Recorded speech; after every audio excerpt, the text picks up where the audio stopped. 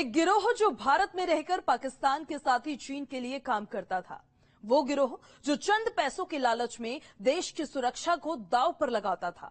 चीन से नेपाल के रास्ते भारत आता था और फिर बिना दस्तावेजों के ही फर्जी तरीके से भारत में छिप जाता था।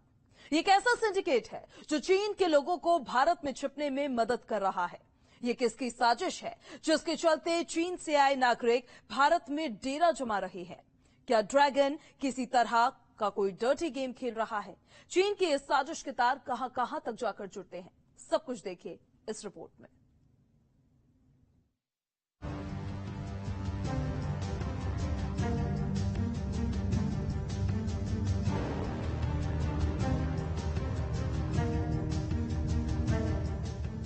ड्रैगन की डर्टी गेम का खुलासा।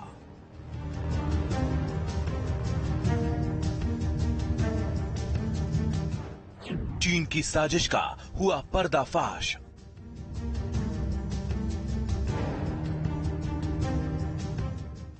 नोएडा में चाइना की साजिश आई सामने।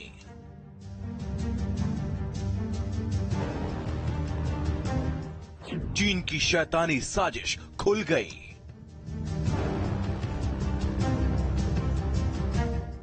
ग्रेटर नोएडा में चाइना का गंदा धंधा।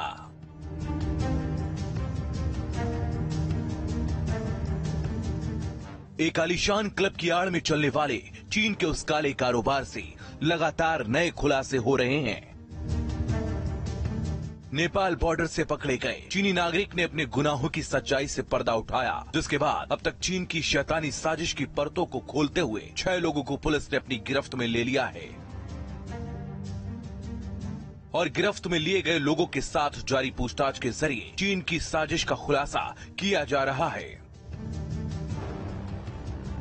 चीन की साजिश सामने आने के बाद ही गिरफ्तारियों का सिलसिला लगातार जारी है और अब भारत में चीनी घुसपैठ की पटकथा लिखने वाले इस गैंग के मास्टरमाइंड रवि नटवरलाल के साथ एक महिला को पुलिस ने गिरफ्तार किया है। ग्रेटर नोएडा पुलिस ने चीनी नागरिकों की गिरफ्तारी के बाद 4 और लोगों को गिरफ्तार किया गया है। इन पकड़े गए चारों लोगों में इस गैंग का मास्टरमाइंड रवि नटवरलाल भी शामिल है। साथ ही साथ एक युवक जो इस होटल में लड़कियों को सप्लाई किया करता था और एक महिला जो इस होटल के अंदर मैनेजर का काम किया करती थी। भारत में अवैध रूप से चीनी नागरिकों को छिपाने की इस साजिश के तार कहां कहां से जुड़े हैं, इस बात की तह तक जाने के लिए चीन की घुसपैठ की पूरी कहानी को शुरू से समझिए।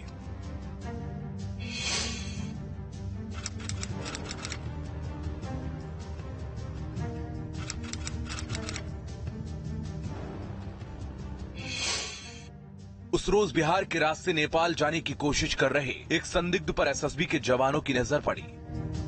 एसएसबी को जब उसकी हरकतों पर शक हुआ तो संदिग्ध की गिरफ्तारी की गई।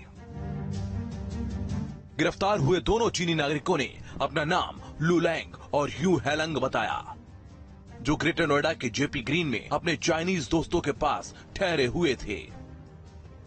सुरसंड थाना जो कि सीतामढ़ी बिहार में पड़ता है, वहां पे 2 चीनी नागरिक ये विदाउट प्राधिकृत वीजा के वो लोग भारत से नेपाल को जा रहे थे, जिस पर एसएसबी ने उनको गिरफ्तार किया। वहां से सूचना प्राप्त होने पर यहाँ पे वो जेपी ग्रीन में अपने चीनी नागरिक दोस्त के पास रुके थे।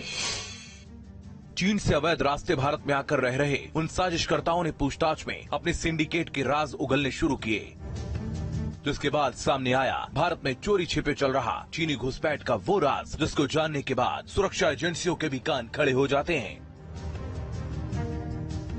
पकड़े गए दोनों साजिशकर्ताओं ने अपने सिंडिकेट की सच्चाइयों से पर्दा उठाना शुरू किया और फिर सामने आया ग्रेटर नोएडा के घरबरा गांव में बने अयाशी के उस अड्डे का सच, जिसके अंदर आने की इजाजत सिर्फ और सिर्फ चाइनीज नागरिकों को दी गई थी। चाइनीज 2 व्यक्ति नेपाल बॉर्डर पर गिरफ्तार होने के बाद एक के बाद एक खुलासे हो रहे हैं, जो हम गेस्ट हाउस आपको तस्वीरों में दिखा रहे हैं। ये ग्रेटर नोएडा के घरबरा गांव में मौजूद है और इस गेस्ट हाउस को जो दोनों चाइनीज नेपाल बॉर्डर से पकड़े गए थे, जिस दोस्त से मिलने आए थे, वो दोस्त उसका एक गुजरात के रहने वाले इंडियन के साथ मिलकर पार्टनरशिप में चलाया करता था। पुलिस ने यहाँ पर छापेमारी की और कुछ लोगों को गिरफ्तार किया गया है। बिहार के इंडो नेपाल बॉर्डर से गिरफ्तार दोनों चीनी नागरिकों ने भारत में अवैध रूप से पनाह ली और उनकी पनाहगाह बना ग्रेटर नोएडा, जहां के जेपी ग्रीन में उन चाइनीज नागरिकों ने अपने चीनी दोस्त के घर पनाह ली, जिसके बाद नोएडा में रहने वाले उस चाइनीज नागरिक को पुलिस ने उसकी एक महिला मित्र के साथ गिरफ्तार किया।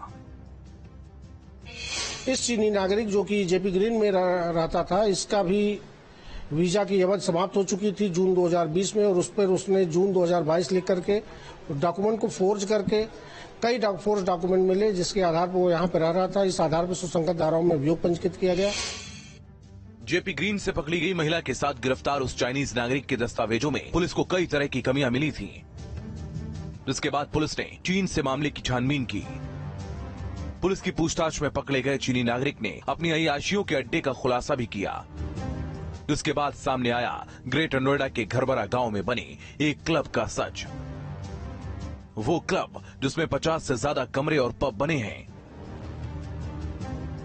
गेस्ट हाउस में आने वालों के लिए एंटरटेनमेंट का हर सामान मौजूद है, और वो क्लब जिसकी 4 दीवारियों के भीतर जिसमें फरोशी से लेकर चीनी नागरिकों की साजिश के कई सच छिपे हुए हैं। जांच में अभी तक निकल कर आया है कि इस गेस्ट हाउस के अंदर 50 से ज्यादा कमरे बने हुए हैं, एक पब बना हुआ था, और जो भी लोग यहाँ पर आया करते थे वो केवल चाइनीज हुआ करते थे। एयरपोर्ट से सीधे यहाँ पर लोग पहुंचा करते थे, और अभी तक की जांच में खुलासा हुआ है जिस दोस्त के पास वो दोनों चाइनीज यहाँ पर आकर रुके थे, वो उसका खुद का वीजा जो है वो खत्म हो रखा था, और उसने एक फर्जी वीजा इंडिया के नाम पर बना रखा था। एक अपनी महिला मित्र के साथ रहा करता था, और महिला मित्र के साथ रहने के दौरान ग्रेटर नोएडा के जेपी ग्रीन में का जो एड्रेस है वहीं पर महिला मित्र के नाम पे फर्जी एड्रेस प्रूफ बनवाए, और उसके बाद BMW गाड़ी ली। चीनी नागरिकों के लिए तैयार उस गेस्ट हाउस की हकीकत से पर्दा हटने के बाद सामने आई सच्चाई इस चीन की साजिश का खुलासा कर रही है।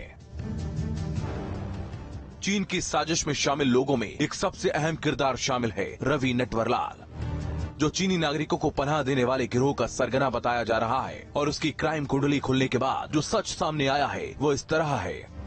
रवि नटवरलाल पकड़े गए चीनी नागरिक सूफाई का सबसे करीबी बताया जा रहा है। रवि ने अपनी फर्जी कंपनियों में भी सूफाई को अपने साथ डायरेक्टर बनाया था। रवि इस समय नोएडा के सेक्टर 143 में बनी एक सोसाइटी में रहता था। चीन से रवि के कनेक्शन का खुलासा भी हुआ है, और इस कनेक्शन के मुताबिक रवि नटवरलाल के पिता गुजराती और मां चाइनीज हैं। तमाम लोगों की गिरफ्तारी के बाद अब पुलिस आगे की कड़ियां तलाश रही है, और इन लोगों के पास से कई अहम दस्तावेज पुलिस को मिले हैं जो पुलिस के लिए आगे की जांच में काफी मददगार होंगे। उनके दस्तावेज भी फर्जी हैं, उनके ठिकाने भी खुफिया, उनके इरादों पर भी शक।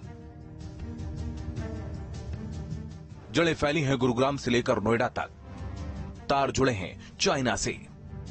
क्या नोएडा में चाइना ने किसी तरह की साजिश रची, या फिर ये क्लब भारत में फर्जी दस्तावेजों के बल पर रह रहे लोगों की पनाहगाह है? ऐसे कई सवाल हैं जिनकी तलाश के लिए 6 मुलजिमों को गिरफ्तार किया गया है। क्राइम ब्रांच से लेकर IB और UPSTF तक इस मामले की तह तक जाने की कोशिश में जुटी है। देखना होगा चीन की इस साजिश के पीछे क्या छिपा हुआ है। फिलहाल इस पूरे मामले की जांच STF को सौंप दी गई है, और पकड़े गए आरोपियों को जेल भेज दिया गया है। वीडियो जर्नलिस्ट जगदीश चंद के साथ Amit Chaudhary, news state, greater Noida.